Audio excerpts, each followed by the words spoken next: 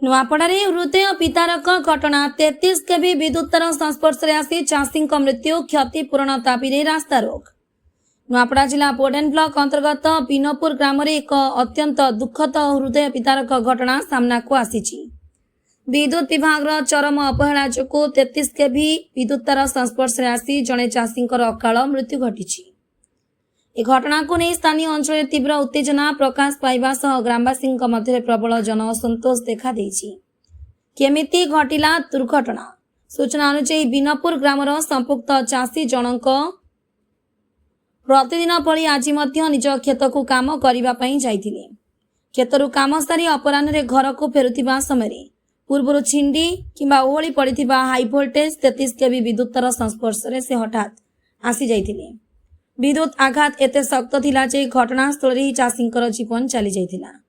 एही खबर प्रचारित हेबा परे मृतकंक परिवार और स्थानीय ग्रामवासी मध्य क्रोधर निया चली उठिछि। विद्युत विभाग खामखियाली नीति जोगु जड़े निरीह चाषी जीवन गला बोली लोके अभियोग करिसेंति। मृत चाषी